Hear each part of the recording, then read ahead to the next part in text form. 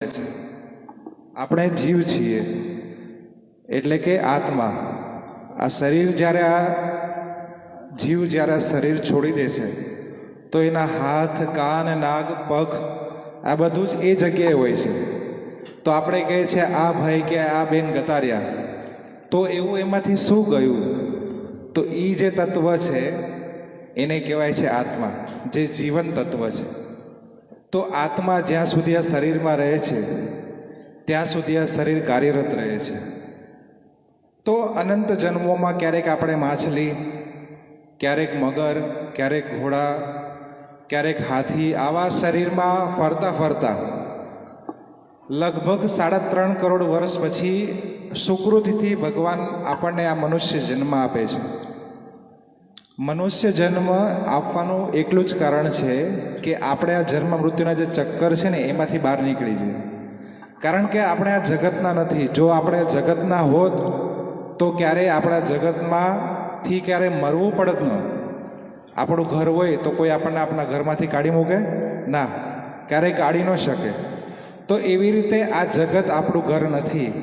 તો એટલા માટે આપણે આ જન્મ મૃત્યુના ચક્કરમાં ફરવું પડે છે.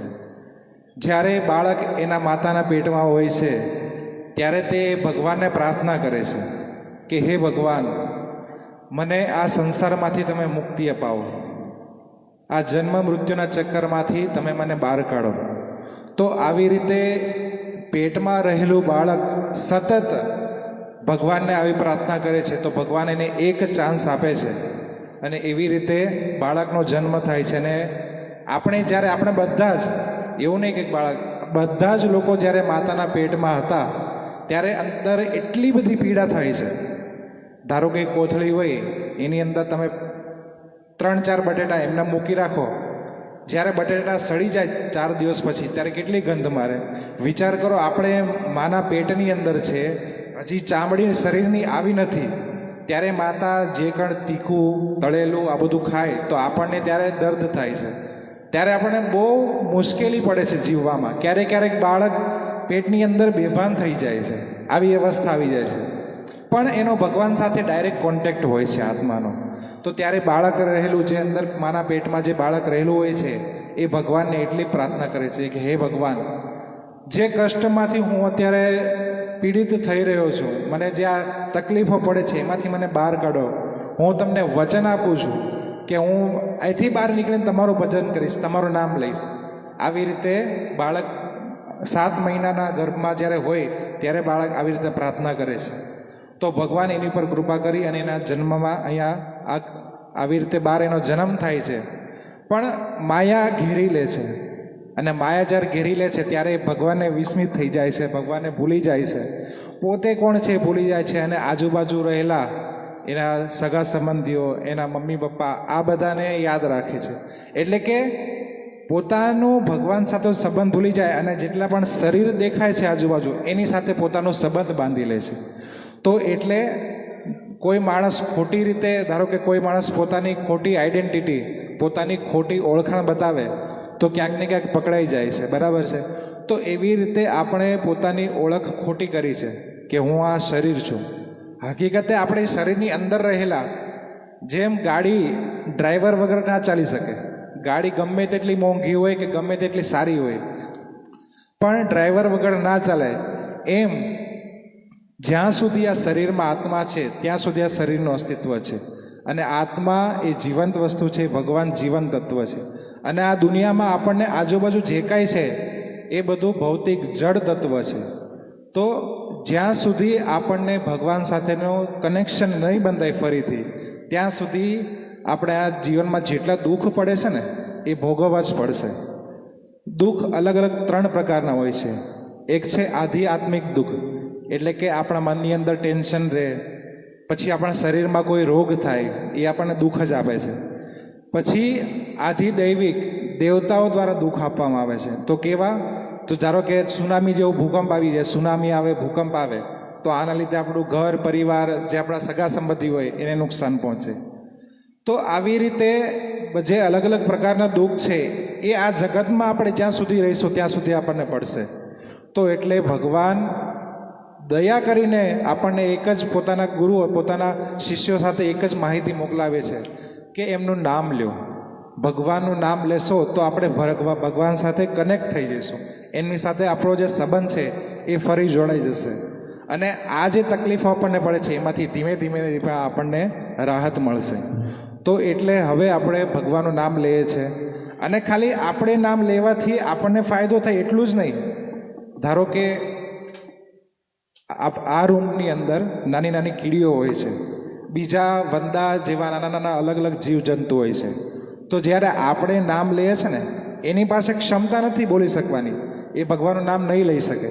પણ આપણે બોલીએ છીએ ને ભગવાનનું નામ, તો એ નામ એ સાંભળશે ને તો એ લોકોને પણ ફાયદો છે. તો એ જ્યારે મનુષ્ય જન્મ મળશે ને ગમે ત્યારે એને પણ આ ફાયદો થશે. તો એટલા માટે આપણે પણ કીર્તન કરવું જોઈએ. અને આપણે ભગવાનનું નામ લઈએ છીએ તો આપણી આજુબાજુવાળાને પણ, નાના નાના જીવજંતુ છે કે કોઈ પણ અલગ અલગ જે જીવાત્મા છે એમને પણ ભગવાનની કૃપાનો લાભ મળે. અને આપણે આ પરિવારના છે તો આપણે જે કંઈ કીર્તન કરશું એ દાદીમાની સાથે, દાદીમાને જ્યાં હશે ત્યાંથી ભગવાનની સેવામાં લગાવવામાં મદદ કરશે.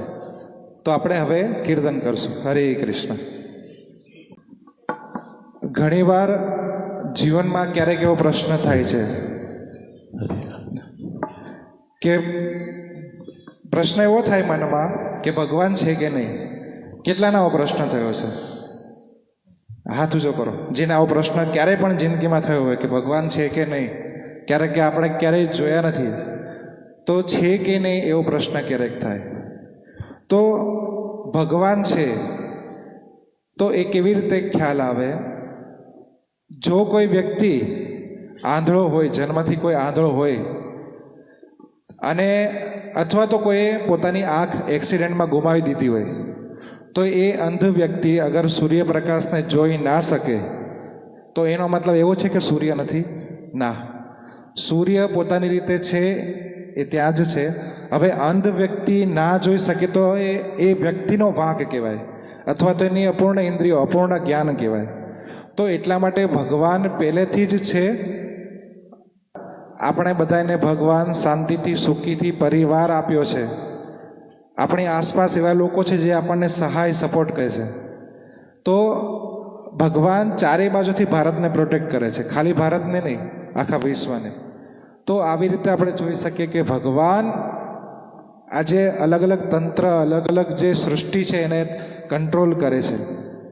જેમ એક ખીચડી બનાવી હોય, જે માતા લોકો ખીચડી બનાવે છે એમને ખ્યાલ છે કે ખીચડી બનાવવા માટે કેટલા ચોખા લેવા, કેટલું પાણી લેવી, કેટલી દાળ લેવી, અને એનો વઘાર, એને કેટલા તાપમાને ઉકાળવા દેવું, કેટલા મિનિટ સુધી, કેટલી સીટી વાગે એનું ઉકાળવા દેવું, એનું માપ નિશ્ચિત છે, ફિક્સ છે.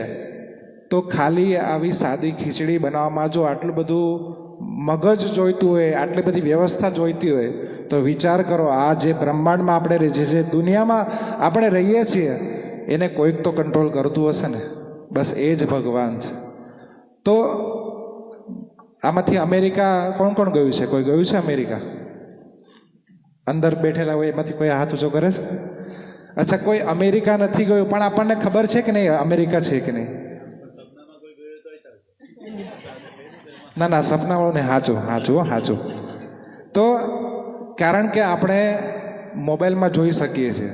બીજી વસ્તુ, ભારત સરકાર જે નકશા બહાર પાડે છે તો એ સરકાર દ્વારા આપણને ખબર પડે, ઓનલાઈન મોબાઈલમાં યુટ્યુબમાંથી ખબર પડે કે અમેરિકા નામનો દેશ છે, અથવા તો આપણા સગા સંબંધી હોય એના દ્વારા ખબર પડે. તો એવી રીતે જે આપણા ગ્રંથ છે, આપણા પુરાણો, શાસ્ત્ર છે, એના દ્વારા આપણને ખબર પડે કે ભગવાન છે, કારણ કે એમાં ભગવાનનું વર્ણન આપ્યું છે. તો અને સાધુ સંતો જે આપણે ત્યાં પ્રચાર કરવા આવે, આ લોકો આપણને ભગવાનની કથા કહે છે, એના દ્વારા આપણે જાણી શકાય કે ભગવાન છે. તો ભગવાન નથી એવો કોઈ પ્રશ્ન નથી, ભગવાન છે જ.